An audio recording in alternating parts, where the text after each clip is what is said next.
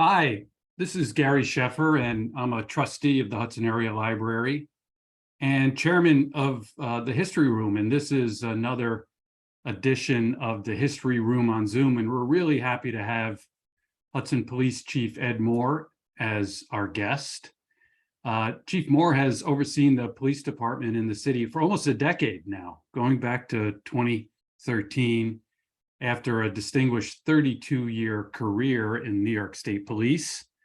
That career included many commendations for public service, personal integrity, administration, and investigative work. Since becoming chief in Hudson, Chief Moore has built a reputation as an effective leader of the city's 25-officer police force. He's a good listener in the community and a collaborative partner, I know from working with him for city events and activities. Chief Moore has also become a student of the history of the Hudson Police Department, which, as many city residents know, has had its ups and downs, like any police department or any organization, over more than 2 centuries of policing. I know Chief Moore has studied the period with the sporty gambling and prostitution era in the 1940s and 50s, when New York Governor Tom Dewey ordered, I think, 2 state police raids on Hudson's infamous Diamond Street brothels and gambling den. I believe some investigations later caught up some police officers in that investigation. But anyway, the reason I wanted to talk to Chief Moore is that last year he and some retired police officers and local citizens proposed a memorial garden at the HPD headquarters at Union and 7th Street. The garden would be dedicated to all officers and employees who have served the city. Chief Moore, welcome to the History Room on Zoom. Thank you. That's quite an introduction. Just for the record, I wasn't around during the raids. I've been on a long time, but not quite that long. Thank you for having me today. So before we talk about the Memorial Garden, tell me about the Hudson Police Department today, with all the change going on in the city, Chief, with tourism booming, and you still having to face into some of the, I guess, crimes associated with economic and social problems. What's policing like in Hudson today? So, I mean, even a common observer could see that the city's changing. And having lived through a part of this, our priorities as a police department will change. You know, we've been a reactive police department, reacting to major crimes, shootings and stabbings and violence. So what happens is the department learns how to react, respond, collect evidence, and prosecute in court. I think that the good news is that the crime statistics are trending down for violent crime in this area for the county, but also the city. Not that we don't have our spikes. We had a bad year in 2017.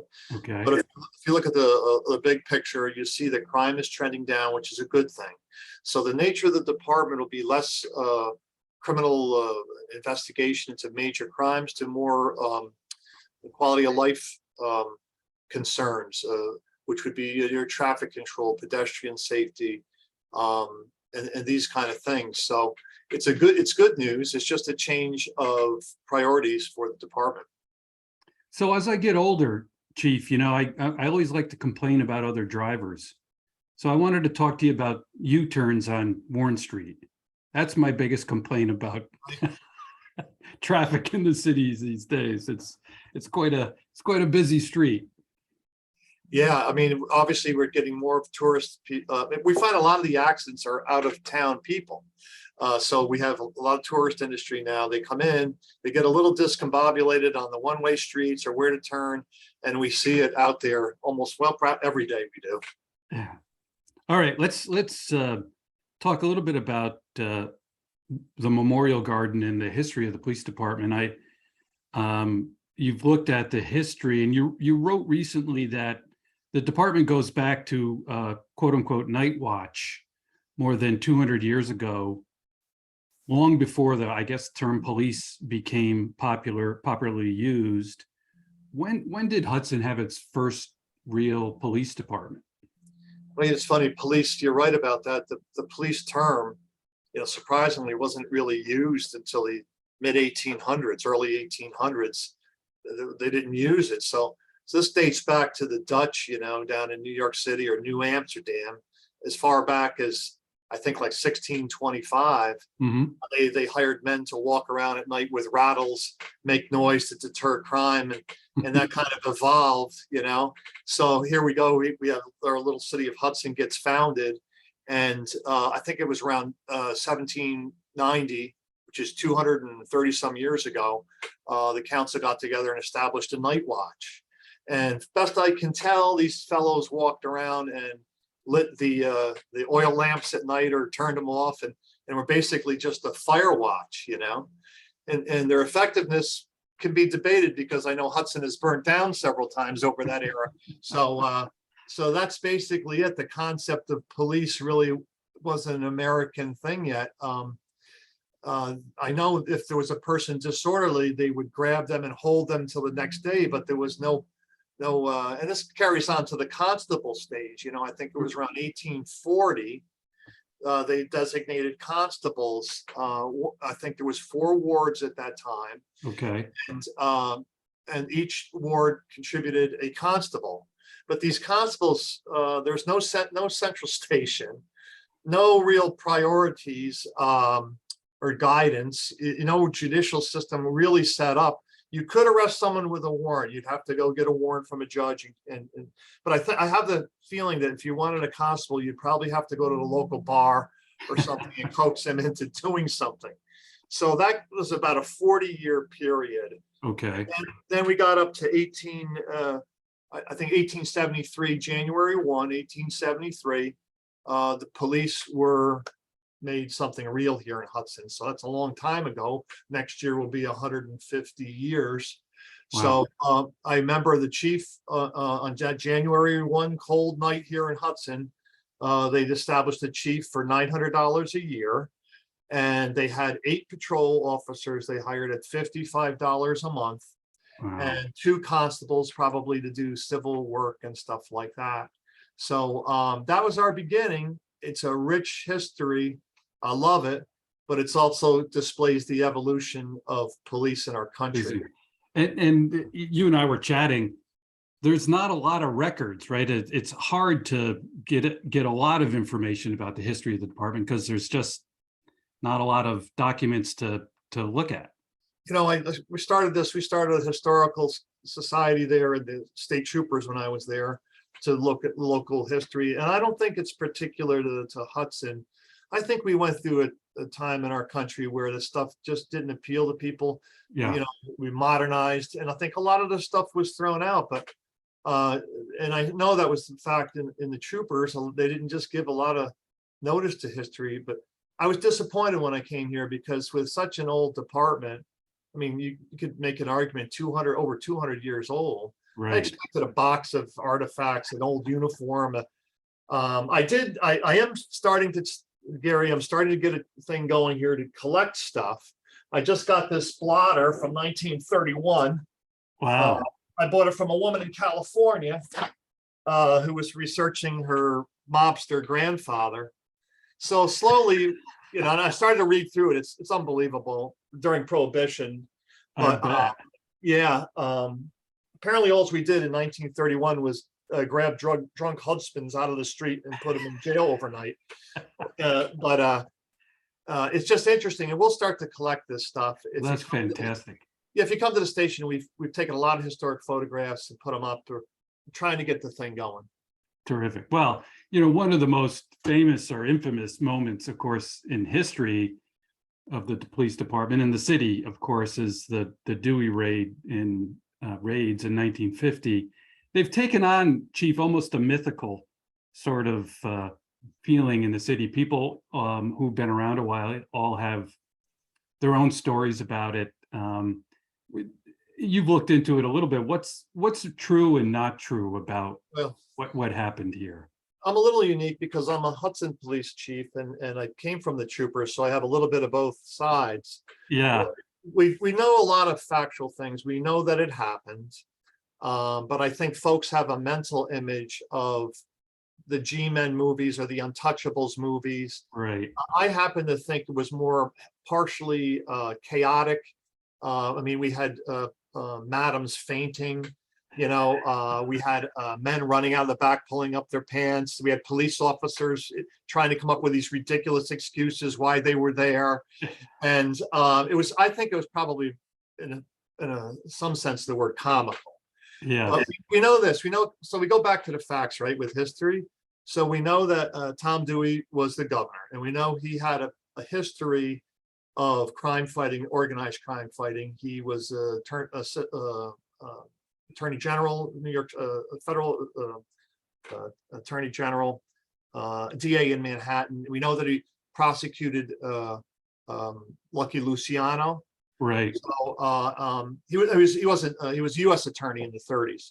So Yeah. anyway, so we know he had this mindset, right, to do raids, and the troopers had that reputation, especially during Prohibition, to publicize raids and stuff. So it was a raid mentality.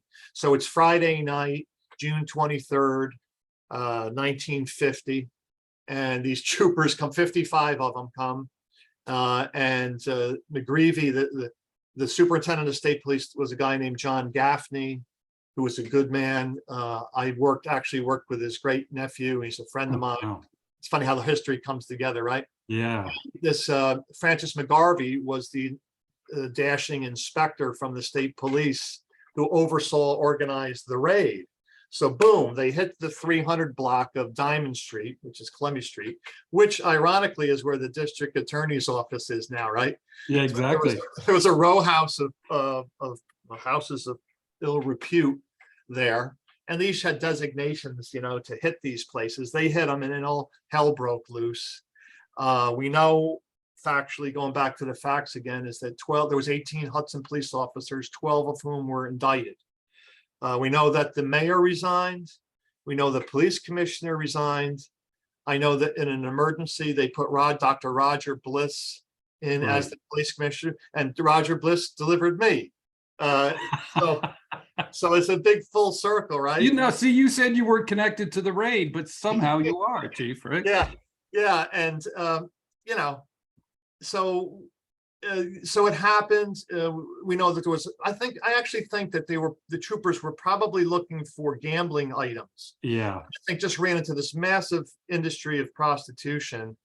And I don't know that they were quite prepared, because we know that the troopers followed up with a successful gambling raid a couple months later. It was quite a scene here, but of course that was Hudson's reputation at the time. So as it turned out, I think I remember when I was at the Register-Star, Chief, that while there were some police officers arrested, I think only one ended up being convicted or pleading guilty at the time. So, well, it plays into the whole. I mean, some of the statements on the stand are so ridiculous and stuff. But what a place! Yes, exactly. All right, let's turn our attention to what you're trying to do with the Memorial Garden. And in announcing this, Chief, you cited Dr. George F. Chandler from his book, "The Police Shall Give Maximum Protection with the Minimal Interference with the Lawful Rights of Our Citizens." Why cite that as you think about this effort for a Memorial Garden? Well, it's so important to me. George Chandler was a visionary. This is at a time before there was state police, and these things came into, it's always been ingrained in me, first as a state trooper, actually as a state trooper over the years, is that, politics, politicizing a police department is extremely dangerous. Right. That you have to, bad guys know when they've committed crimes. So if you're professional and you charge them appropriately, gather the appropriate evidence, in a strange way, even the defendants will recognize that and give you respect. Yeah. But politics has no place in the police department. Like I've had my brother and good friends run for office. I won't so much as put their signs on my front lawn or get involved in that anyway, because I represent everybody in Hudson, and protect their rights, and regardless of any kind of affiliation like that. So that was important to me to honor that part of policing and to keep driving it home to our young officers and officers in the future Right. that we will treat everybody in accordance to the law the same. So tell us about the Memorial Garden. What will it be, Chief? Well, again, getting back to the fact that we really had no history mindedness here, we don't even have a flagpole in front of the station. And when, the trends in social media and stuff start telling you that police are wrong, police are bad, this is a perfect time to reaffirm what's right about police. And I think that the station deserves a flag in a sitting area and to beautify the front of it. And also to be kind of a constant reminder of why we're here and that we're servants of the public and what are the things that are important to us. So that's why I think that we just keep reaffirming that we're a service organization, that people have rights and we're here to protect their rights. I think that's extremely important. And I will see this one way or the other. I'll see this garden through. So where does it stand today, Chief? And the troopers, I was privileged to be part of a lot of capital projects, like I was a big part of building the Livingston barracks, and we did improvements and that was just part of my job back then, nothing special, but that was part of my job. So I had some practice in it. So I started putting together our concept for the garden, and man, did I underestimate what things cost nowadays, So along comes Walter Chatham, who I think you might be familiar with. He's just a fantastic professional who's put together and donated his time and efforts and extreme talent to come up with a real good concept that works for our public, that the place that they, I think everyone in Hudson would be proud of. So we're along the fun, we're into the design stage, we're past the design stage. Now we're getting estimates of costs, and we're well on our way on fundraising. So we will see this through, Gary. We will get it done. It's gonna be great.